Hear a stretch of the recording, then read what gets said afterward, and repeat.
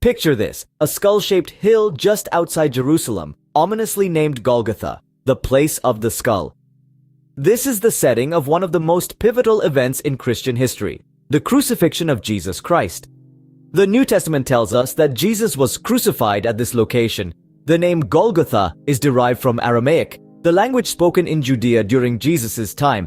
It translates to place of the skull, aptly named for the hill's skull-like appearance. This was a site just outside the city walls of Jerusalem, a place where public executions were commonly held. Now you may be wondering, why a skull? Well, some believe this name refers to the shape of the hill itself.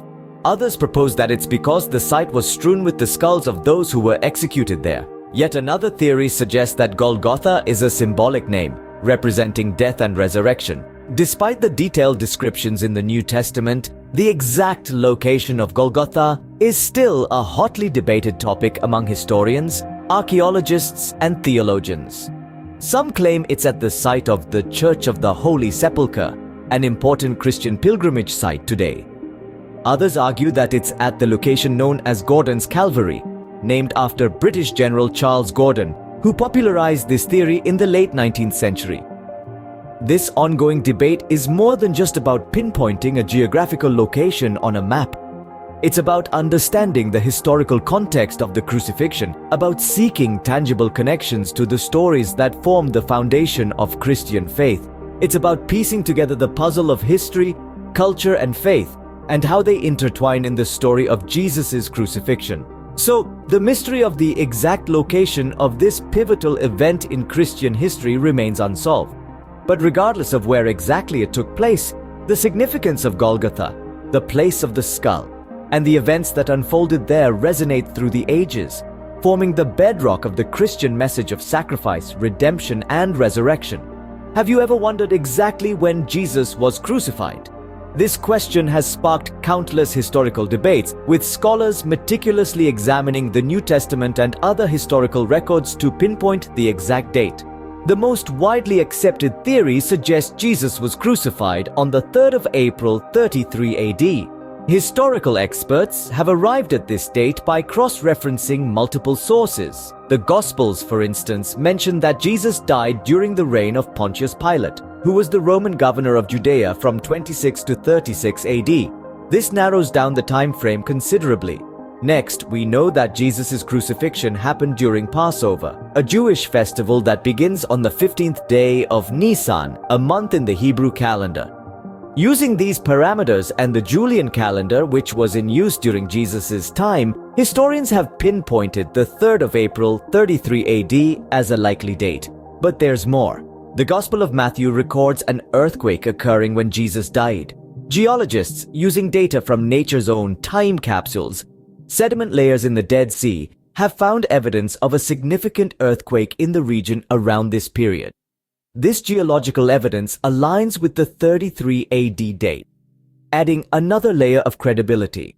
Despite this, some historians propose alternate dates. The 7th of April, 30 AD, and the 25th of April, 31 AD have also been suggested.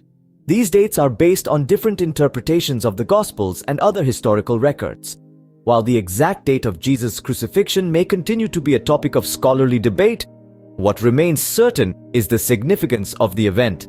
Regardless of whether it took place on the 3rd of April, 33 AD, or on another date, the crucifixion of Jesus is a pivotal moment in history, one that continues to shape the world and resonate with millions of people today. While the exact date may be debated, the seismic events surrounding his death are not. An event of biblical proportions, literally, an earthquake that shook the lands as Jesus breathed his last. The scriptures tell us that at the very moment when Jesus gave up his spirit, an earthquake occurred. The earth trembled, rocks were split, and tombs broke open.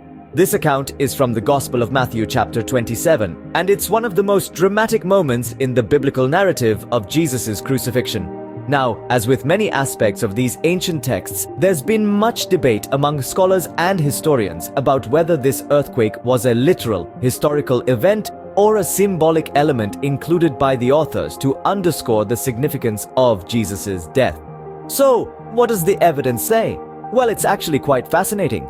Geologist Jefferson Williams conducted studies on the geological activity in the region during the period around Jesus' death. His research suggests that there were indeed seismic activities occurring in Jerusalem around the time that Jesus is believed to have been crucified. While the earthquake's exact timing cannot be pinpointed to the precise moment of Jesus' passing, the fact that there were seismic activities during that period is intriguing. This geological evidence offers a tangible connection to the biblical account, adding an additional layer of historical context to the story of Jesus' crucifixion. So, while we can't say for certain that the earth shook at the exact moment Jesus died, it is a historical fact that the region was seismically active during that time. And whether you view the earthquake as a literal event or a metaphorical one, it undeniably adds depth and drama to the narrative of Jesus' death and the earth-shattering impact it had on the world. It's these little-known facts, these intersections of faith and history, that make the story of Jesus' crucifixion so compelling and continue to inspire investigation and interpretation thousands of years later. Regardless of the exact timing, this geological event adds a layer of historical truth to the biblical narrative. Pontius Pilate, a name associated with the condemnation and crucifixion of Jesus, but did you know he originally found Jesus innocent? Now, this might come as a surprise to many. Pontius Pilate, remembered infamously as the Roman governor who condemned Jesus to death, initially declared Jesus innocent under Roman law. So, what made him change his mind? Here's where the plot thickens. At the heart of this twist in the tale were the Jewish leaders. Jesus' claim to be the Son of God, a declaration that held a profound religious significance, was considered blasphemous by these leaders. They asserted that Jesus was guilty of a severe religious offense, blasphemy, according to Jewish law. This claim put Pontius Pilate in a precarious position. Pilate, in his role as the Roman governor of Judea, was tasked with maintaining peace and order. This was a delicate balancing act, as he had to manage the Roman Empire's interests while also navigating the religious and cultural intricacies of the Jewish people. The Jewish leaders' insistence on Jesus' guilt put Pilate in a tough spot. He had to choose between his initial verdict based on Roman law and the demands of influential Jewish leaders. The pressure was immense and the stakes were high.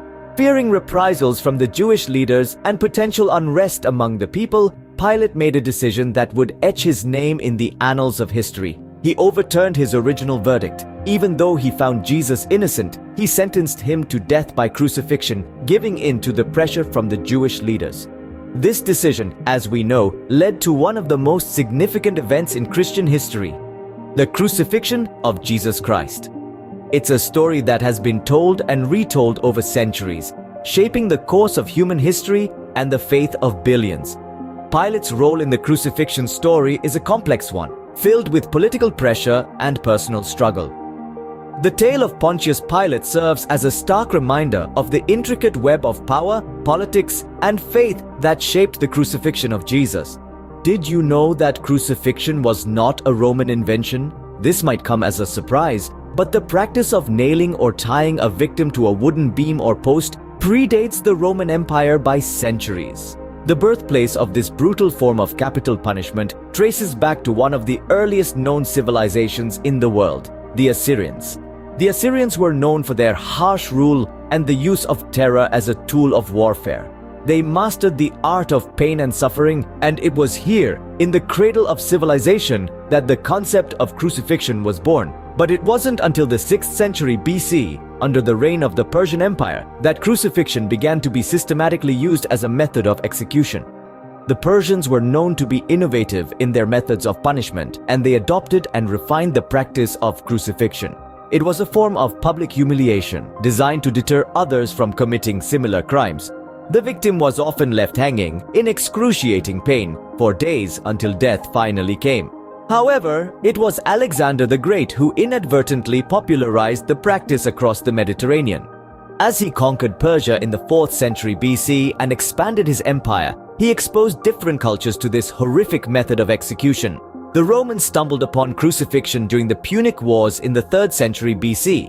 They were notorious for adopting and adapting useful practices from the civilizations they conquered, and crucifixion was no exception. But the Romans added their own twist. They took this already gruesome form of punishment and perfected it, turning it into an art of pain and suffering. They used it to maintain control and suppress any form of rebellion against the empire. So, contrary to popular belief, the Romans were not the inventors of crucifixion. They were, however, the ones who made it infamous.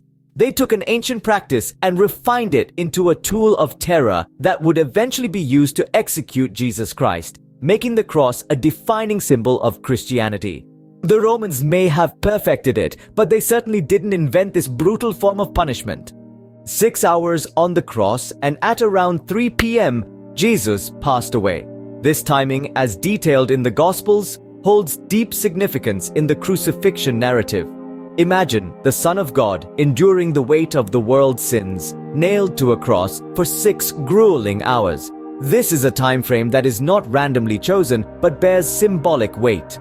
In biblical numerology, the number 6 often represents imperfection, falling short of the divine number 7, which signifies completeness and perfection. This 6-hour ordeal, then, may symbolize the imperfection of humanity, the very reason for Jesus' sacrificial death. And then, at around 3 in the afternoon, Jesus breathed his last. Why 3 p.m.? This timing is significant as it coincides with the 9th hour of the day in Jewish timekeeping. This was the very hour of prayer in the Jewish temple, the hour of the evening sacrifice. It's as if, in that moment, Jesus himself became the ultimate sacrifice, his death occurring precisely at the moment a lamb would normally be offered in the temple. The time of Jesus' death also carries symbolic meaning in the larger context of the Jewish day. In Jewish culture, a new day begins at sunset, not sunrise. So, when Jesus died at around 3 p.m., the day was nearing its end. Perhaps this can be seen as a metaphor for the conclusion of one era and the beginning of another. The Old Covenant giving way to the New Covenant in Christ's blood. In essence, every moment of Jesus' crucifixion, from the first nail driven into his flesh to his final breath, is steeped in profound significance. Each hour marks a chapter in this narrative of redemption, culminating in the pivotal moment of his death. The death of Jesus marks a pivotal moment in Christian history, a moment that changed the course of humanity forever. We hope these lesser-known facts have given you a deeper understanding of the historical context of Jesus' crucifixion. We've journeyed from the place of the skull, Golgotha, to the seismic events that echoed Jesus' last breath. We've pondered the date of the crucifixion and shed light on the role of Pontius Pilate. We've traced the origins of crucifixion back to the Assyrians and Persians, long before it was adopted by the Romans, and we've reflected on the poignant time of Jesus' death. It's been a journey of discovery, and we hope it has ignited a spark of curiosity within you to delve even deeper into the history of Christianity. Remember, knowledge is the key to understanding. If you found this video informative, please share it with others and leave your thoughts in the comment section. Thank you for watching.